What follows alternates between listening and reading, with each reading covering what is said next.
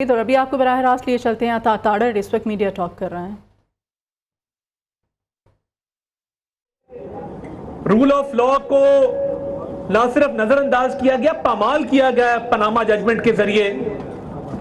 اگر lawyers forum کھڑا نہ ہوتا تو یہ جیل ٹرائلز ہوتے، اگر لائرز فورم کھڑا نہ ہوتا تو شاید آج بھی جو انصاف کی فراہمی کچھ ممکن ہوئی ہے یہ ممکن نہ ہوتی، اور اسی طریقے سے ناانصافیوں کا ایک سلسلہ جاری رہتا۔ تو آج کا یہ فنکشن رول آف لا اور انڈیپینڈنس آف جوڈیشری کے لیے ضرور ہے، مگر آپ کی خدمات کا بھی اعتراف ہے جس کا اظہار میں کھل کے کرنا چاہتا ہوں، اور چند اشعار آپ کی نظر یہ کروں گا کہ کب یاروں کو تسلیم نہیں، کب کوئی عدو انکاری ہے، اس کوئے طلب میں ہم نے بھی دل نظر کیا جاں واری ہے، جب سازے سلاسل بجتے تھے ہم اپنے لہو میں سجتے تھے، وہ رسم ابھی تک باقی ہے، وہ ریت ابھی تک جاری ہے، اور کچھ اہل ستم کچھ اہل حشم میں خانہ گرانے آئے تھے، دہلیز کو چون کے چھوڑ دیا، دیکھا کہ یہ پتھر بھاری ہے، اور پھر ہے کہ زخموں سے بدن گلزار سہی، زخموں سے بدن گلزار سہی، پر ان کے شکستہ تیر گنو، خود ترکش والے کہہ دیں گے یہ بازی کس نے ہاری ہے۔ میں آپ کا شکر گزار بھی ہوں، اور آج مجھے 16 ستمبر کی آمد ہے۔ جس طرح 6 ستمبر کو ڈیفنس ڈے کے طور پہ منایا جاتا ہے، اسی طرح 16 ستمبر کو یوم نجات کے طور پہ منایا جائے گا، اور یہ دکھ کی بات ہے، اور یہ دکھ کی بات ہے۔ میں کچھ اعداد و شمار اپنے ساتھ آج لایا ہوں۔ جو حسیب صاحب نے بات کی کہ دیکھیں یہ ادارے جواب دہ ہیں، یہ آئین کے تابع ہیں، یہ پاکستان کی عوام کو جواب دہ ہیں، یہ وکلا کو جواب دہ ہیں۔ میں صرف چند اعداد و شمار کہ رول آف لا کے ساتھ کیا ہوتا رہا وہ آپ کے سامنے رکھنا چاہتا ہوں، اور بتانا چاہتا ہوں کہ کس طرح مساوات کے اصول کو اگنور کیا گیا، اور کس طریقے سے بینچز کی تشکیل بھی آربیٹریریلی ہوتی رہی۔ اور مجھے دکھ بھی ہے، رنج بھی ہے، اور افسوس بھی ہے کہ کس طریقے سے بینچز کی تشکیل کے اندر چیف جسٹس جو فرد واحد ہے ان کا کردار بطور ون امنگس ایکولز ہے۔ سینیورٹی کے پرنسپل پہ اگر آپ بیس کریں تو وہ صرف سینئر ہونے کی وجہ سے انتظامی امور نبھاتے ہیں، مگر نوید ملک صاحب تشریف لائیں، جن کو ویلکم کرتے ہیں۔ جی بہت شکریہ، بہت شکریہ جی، تشریف لائیں، اسٹیج پہ تشریف لائیں۔ صدر اسلام آباد ہائی کورٹ بار ایسوسی ایشن، میں عرض یہ کر رہا تھا کہ چیف جسٹس صاحب کے ٹینیور کے دوران اگر آپ اعداد و شمار کو دیکھیں تو کیسز الاٹ کیے جانے کا سلسلہ، بینچز کی تشکیل کا سلسلہ، پوری دنیا میں اس کے اصول وضع کیے گئے ہیں۔ امریکن سپریم کورٹ ہے، تمام ججز مل کے بیٹھ کے فیصلہ کرتے ہیں کیسز کی الاٹمنٹ کا، بینچز کی تشکیل کا۔ برازیل، نیپال، فلپائن کو آپ دیکھ لیں، وہاں بھی باری باری ذمہ داری لگائی جاتی ہے کہ بینچز کی تشکیل کون سے جج صاحب دیں گے۔ پچھلے 5 برسوں میں اگر آپ ہماری سپریم کورٹ کو دیکھیں تو وہ سیاسی نوعیت کے کیس ہوں یا غیر سیاسی نوعیت کے کیس، آپ کو حیرانگی ہوگی کہ جب سکور کارڈ دیکھا جاتا ہے تو جسٹس اعجاز الاحسن نمبر 1 پہ آتے ہیں کہ سب سے زیادہ بینچز میں ان کی شمولیت رہی ہے۔ اب یہ کس اصول کے تحت ہے، یہ کس رول کے تحت ہے، یہ کس پرنسپل کے تحت ہے کہ کچھ جج صاحبان نظر انداز کیے جائیں اور کچھ جج صاحبان کو اہم نوعیت کے کیسز میں بینچ میں زیادہ شامل کیا جائے؟ تو کیا اس کے ہوتے ہوئے رول آف لا ہو سکتا ہے؟ کیا اس کے ہوتے ہوئے انڈیپینڈنس آف جوڈیشری ہو سکتی ہے؟ آپ آگے چلیں، اگر آپ آگے چلیں تو آپ کو یہ پتہ لگے گا کہ سیاسی اور غیر سیاسی یونی جج ہیں جن کا نام قاضی فائدیسہ صاحب ہے، اور میں کیونکہ انکمنگ چیف جسٹس ہے میں زیادہ بات نہیں کرنا چاہتا، نہ کوئی سیاسی بات کرنا چاہتا ہوں، مگر میں یہ ضرور کہنا چاہتا ہوں کہ سیاسی اہمیت کے کیسز ہوں یا روٹین کے کیسز ہوں، اس بینچ کی فارمیشن کی اختیار کو اور کیسز کے الاٹمنٹ کے اختیار کو غیر منصفانہ طریقے سے کیا گیا ہے، اور اس لیے چند ججز کو فیور کیا گیا، چند کو نظر انداز کیا گیا، اسی وجہ سے ناانصافی ہوتی ہے، اور پھر گڈ ٹو سی یو کہا جاتا ہے اور مرضی کے بینچ بنائے جاتے ہیں۔ یہاں پہ رول آف لا پامال ہوتا ہے، یہاں پہ انڈیپینڈنس آف جوڈیشری کمپرومائز ہوتی ہے، اور میں بڑے دکھ کے ساتھ، بڑے افسوس کے ساتھ یہ کہتا ہوں کہ ہم نے بھی یہ مطالبہ کیا، اور تمام بار کاؤنسلز نے، بار ایسوسیشنز نے مطالبہ کیا کہ آپ اپنا ہاؤس تو ان آرڈر کریں، آپ اپنی فل کورٹ میٹنگ تو بلائیں۔ آپ کو کس نے روکا ہے کہ جو کورٹ کے معاملات ہیں ان کو سیٹل کرنے کے لیے آپ اپنی فل کورٹ میٹنگ کیوں نہیں بلاتے؟ اور یہ بھی لمحہ فکریہ ہے کہ آج اس بات پر بحث ہو رہی ہے کہ آؤٹ گوئنگ چیف جسٹس کو فل کورٹ ریفرنس دیا جائے گا کہ نہیں دیا جائے گا۔ یہ ایک روایت ہے، یہ جوڈیشل ٹریڈیشنز ہیں۔ میری فیملی کا تعلق جوڈیشری سے رہا ہے، اور مجھے یاد ہے کہ میرے بزرگ جب ریٹائر ہوئے سپریم کورٹ سے تو انہوں نے فل کورٹ ریفرنس دانستہ طور پہ نہیں لیا، اور انہوں نے کہا کہ میں فل کورٹ ریفرنس لینا نہیں چاہتا کیونکہ سینیورٹی کے پرنسپل کو اگنور کیا گیا ہے، اور چار ججز کو بائی پاس کر کے سجاد علی شاہ صاحب کو اس وقت چیف جسٹس تعینات کیا گیا تھا۔ تو انہوں نے کہا کہ جس دن سینیورٹی کا پرنسپل بحال ہو جائے گا میں فل کورٹ ریفرنس لینے واپس آ جاؤں گا۔ وہ دنیا سے چلے گئے، مگر سینیورٹی کا پرنسپل آج بھی پامال ہو رہا ہے، سینیورٹی کا پرنسپل آج بھی اگنور ہو رہا ہے، کہ نہ صرف بینچ فکسنگ کی جاتی ہے، ایلیویشنز جو ہیں آؤٹ آف ٹرن کی جاتی ہیں۔ سینئر ترین 3-4 ججز جو ہائی کورٹ سے جو اہل ہیں اس بات کے کہ ان کو ایلیویٹ کیا جائے سپریم کورٹ میں، نہیں کیا جاتا۔ لائکنگ اور ڈس لائکنگ دیکھی جاتی ہے کہ کون ہمارے دھڑے کا حصہ بنے گا سپریم کورٹ میں آ کے۔ افسوس کی بات ہے کہ یہ ڈیبیٹ ہوتی رہی کہ 6 ایک طرف ہے اور 7 ایک طرف ہے۔ کیا یہ کسی ملک کو زیب دیتا ہے؟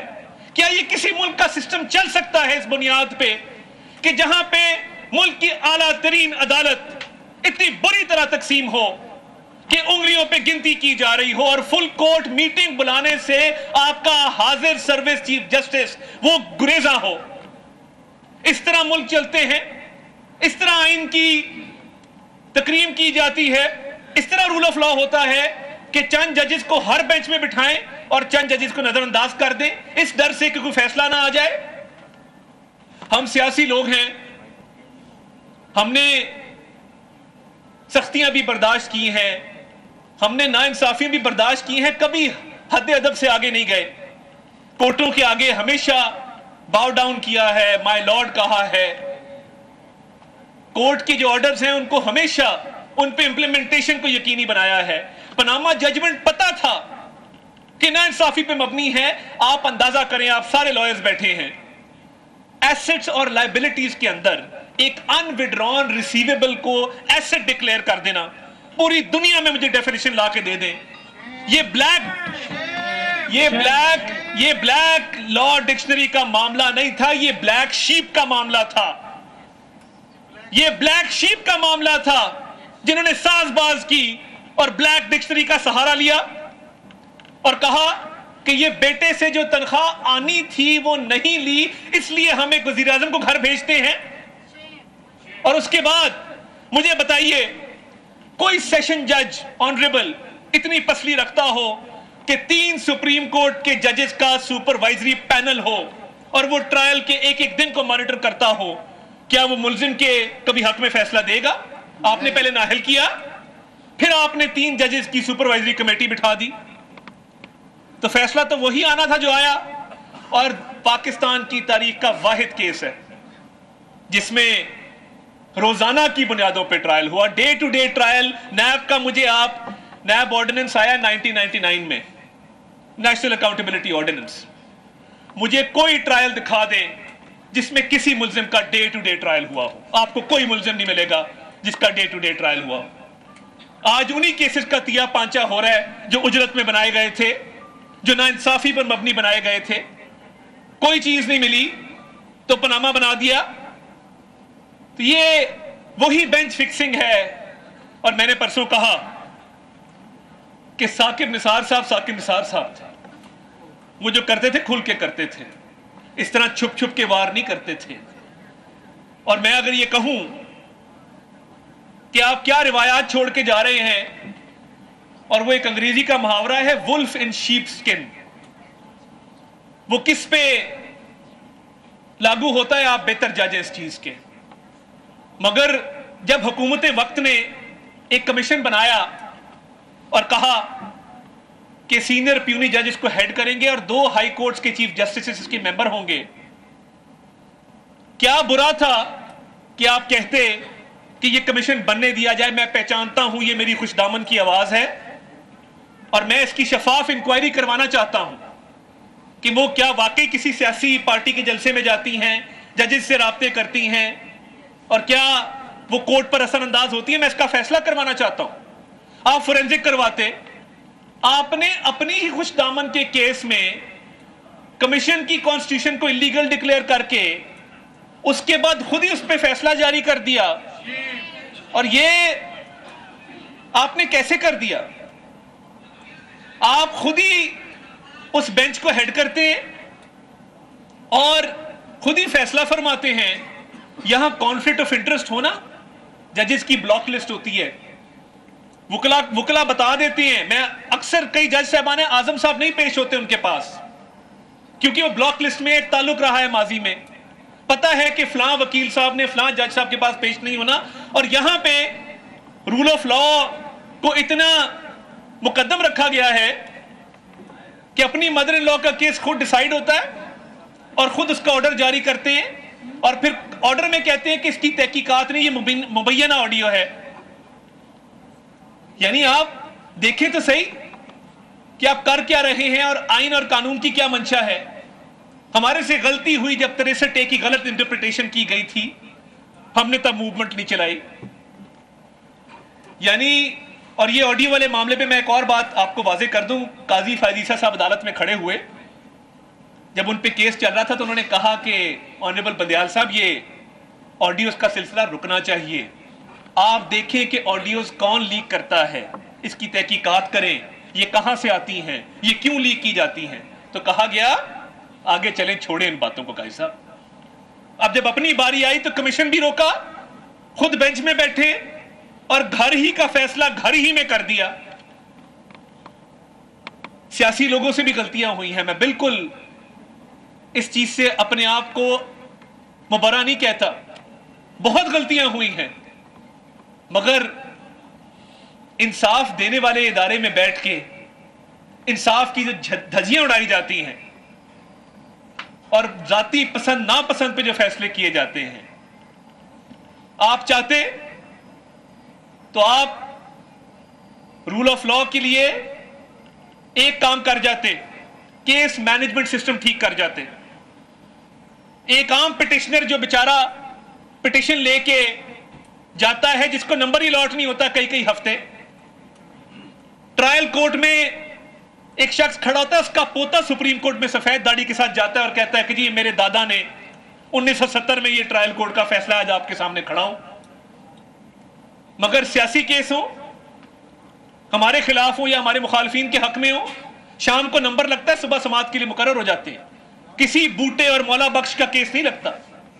آپ صرف جو ہزاروں کیس پینڈنگ ہیں، آپ کے ٹینیور میں پینڈنسی بڑی ہے، کوئی اچھی لیگیسی نہیں لے کے جانا، لیگیسی ہے ہی نہیں ہے، کم از کم آپ کیس مینجمنٹ سسٹم ٹھیک کر جاتے کہ ایک عام پاکستانی، ایک عام شہری جب اپنی پٹیشن لے کے جاتا، اس کو عزت تکریم سے اسی بینچ پہ بٹھایا جاتا جس بینچ پہ مجھے بٹھایا جاتا ہے، اور اس کا کیس بھی اسی سپیڈ سے لگتا جس طرح اس ملک کی سیاسی اشرافیہ کے کیسز لگتے ہیں.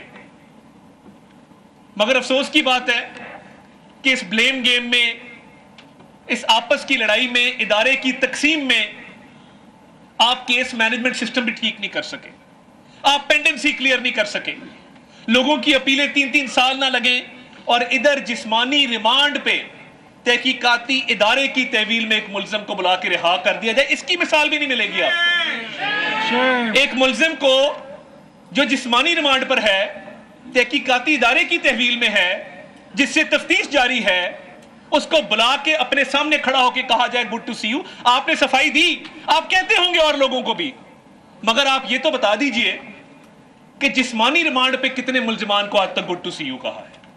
معیار جانچنے کا یہ ہے. ہمیں 3 سال، احد چیمہ کسی سیاسی جماعت میں نہیں ہے، 3 سال قید میں پڑا رہا. شیخ عظمت سعید صاحب نے 3 سال اس کی بیل فکس نہیں کی ہے.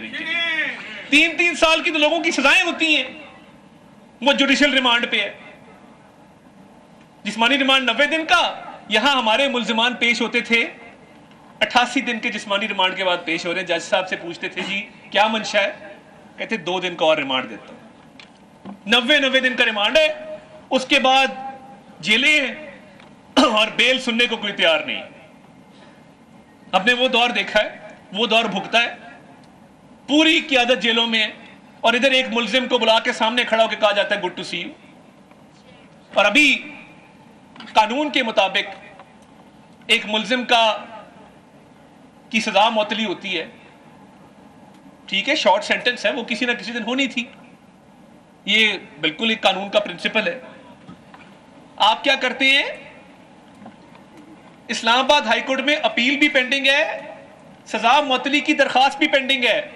سپریم کورٹ کیس اپنے پاس لگا لیتا ہے اور اس کیس کے میرٹس کی دھجیاں اڑا دیتا ہے تاکہ لوور کورٹ سے انفلوئنس ہو جائیں. اس کی نوبت کیوں پیش آئی جب ہائی کورٹ میں بھی شارٹ ڈیٹس پڑ رہی ہیں، 1 دن چھوڑ کے 1 دن وہ کیس سنا جا رہا ہے. اور مظاہر علی اکبر نقوی صاحب نے پورے کیس کا تیا پانچا کر دی. وکیل صفائی کو پیج نہیں مل رہے، وہ کہہ رہے ہیں صفحہ نمبر 32 کھولیں، اس پہ لکھا ہے جو آپ ڈھونڈ رہے ہیں. اور آرٹیکل 209 آئین کا اس کو غیر فعال کیوں کیا گیا؟ ادھر اگر ایف پی آر میں ہم سارے ریٹرنز جمع کراتے ہیں، ہم جواب دہ ہیں، وکلا جواب دہ ہیں، سیاستدان جواب دہ ہیں، تو ایک شخص جس نے 40 کروڑ کا پلاٹ 10 کروڑ میں لیا، کیا وہ کسی کو جواب دہ نہیں ہے؟ جس کے بچے لا کالج سے نکلے اور پہلے دن ان کو 15 20 لاکھ کی ریٹینرشپس دیں، جو وکلا کا حق ہے، جو ایک میرٹ پہ آئے وکیل کا حق ہے، وہ بھی حق مارا جاتا ہے. یہ سلسلہ بند ہونا چاہیے. آپ نے صرف اس لیے پروٹیکشن جسٹس مظاہر علی اکبر نقوی صاحب کو دی کیونکہ آپ چاہتے تھے کہ وہ آپ کے دھڑے میں شامل ہوں اور آپ کی سپورٹ کریں. کورٹ کی تقسیم کو ایکسپلائٹ کیا گیا. آپ کے ہوتے ہوئے اگر سپریم جوڈیشل کاؤنسل میں یہ معاملہ چلا جاتا اور سپریم جوڈیشل کاؤنسل اس کا کوئی نہ کوئی فیصلہ کر دیتی، آپ نے ہی ہیڈ کرنا تھا، تو کیا آپ کی نیک نامی میں اضافہ نہ ہوتا؟ یا اس بات سے نیک نامی میں اضافہ ہوا ہے کہ اس ریفرنس کو پینڈنگ رکھا گیا ہے؟ آمدن سے زائد اثاثے ہیں، انڈکلیئرڈ انکم ہے، انڈکلیئرڈ ایسٹس ہیں، انڈکلیئرڈ ویلتھ ہے، ایسٹ بیونڈ مینز ہیں. اس کی کوئی تحقیقات کرنے والا نہیں ہے. سولی پہ ہمیشہ سیاستدان کو لٹکا دیتے. تو رول آف لا کس طرح آئے گا اگر کورٹ تقسیم ہوگی اور کورٹ اتنی بری طرح تقسیم ہوگی کہ ان کی تقسیم فیصلوں میں نظر آئے گی، بینچز کی تشکیل میں نظر آئے گی، کیسز کی الاٹمنٹ میں نظر آئے گی، اور سینیورٹی کے پرنسپل کو روندا جائے گا. اس پہ اعظم صاحب پہلی معذرت کر چکے، وہ آج نہیں ہے ملک میں، ورنہ انہوں نے تشریف لانی تھی، کہ کس طرح جونیئر ججز کو ایلیویٹ کیا جاتا ہے اپنی دھڑے بازی کی وجہ سے. تو دیکھیے تمام ادارے آئین کے تابع ہیں، اور rule of law, independence of judiciary کے لیے جتنی جنگ ہم نے کی ہے، اپنے برادری کے ساتھ کھڑے ہو کے، ڈٹ کے، مقابلہ کر کے، سختیاں برداشت کر کے کمی ہوئی ہے. اور جس دن لانگ مارچ کا اعلان ہوا تھا، میاں نواز شریف ہی نکلے تھے، اور اسی دن عدلیہ بحال ہوئی تھی. وہ اس لیے ہوئی تھی کہ آج یہ دن دیکھنے پڑے. تو میں صرف یہ کہنا چاہتا ہوں کہ یہ قانون سازی بھی پارلیمان کا اختیار ہے. آپ نے ایک ایسا قانون پریکٹس اینڈ پروسیجرز ایکٹ جو مارز وجود میں نہیں آیا اس پہ اسٹے آرڈر دے دیا, اس کو ٹائم سے پہلے ہی اس کو روک دیا. کیا کوئی قانون ابھی قانون کی شکل اختیار نہ کرے؟ کیا کسی کے پاس یہ اختیار ہے کہ اس کو ختم کر دے, کو لدم قرار دے دے, اسٹے آرڈر دے دے اس پہ؟ افسوسناک ہے. یعنی آپ نے ایگزیکٹو کا کام بھی خود کرنا ہے, لیجسلیچر کا کام بھی خود کرنا ہے, تو پھر سیپریشن آف پاورز کہاں پہ گئی؟ جوڈیشل ایکٹیویزم ایک اچھی چیز ہے, مگر جب جوڈیشل ایکٹیویزم کی وجہ سے انڈیپینڈنس آف جوڈیشری ختم ہو جائے, جب جوڈیشل ایکٹیویزم کی وجہ سے رول آف لا ختم ہو جائے, تو پھر ایسے جوڈیشل ایکٹیویزم کو جوڈیشل انٹرفیئرنس کا نام دیا جائے گا, جوڈیشل کو کا نام دیا جائے گا. اس کو انڈیپینڈنٹ رہنے دیں, اس کو ایکٹیویزم رہنے دیں, اس کو انٹرفیئرنس اور انٹرونشن کا نام مت دیں. تمام ادارے اپنی حدود میں رہ کر کام کریں. تو آج یہ باتیں نہ ہو رہی ہوتی, آج ہم آپ کو ہار پہنا رہے ہوتے, آج ہم آپ کو فیئر ویل کہہ رہے ہوتے, ہم آج دکھی ہوتے کہ آپ ریٹائر ہو رہے ہیں. مگر آپ نے ایک آلریڈی تقسیم شدہ معاشرہ ہے, پولرائزیشن ہے, ڈویژن ہے, آپ نے اس کو مزید تقسیم کا شکار کیا.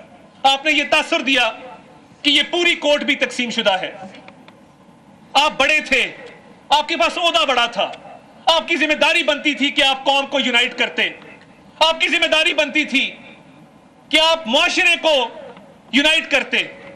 آپ ایک سو موٹو لیتے کسی غریب آدمی کا, کسی بچی کا جس کا ریپ ہوا ہے, کسی چھوٹے بچے کا جو ٹارچر کے بعد مار دیا گیا ہے, آپ ایگزامپل سیٹ کرتے.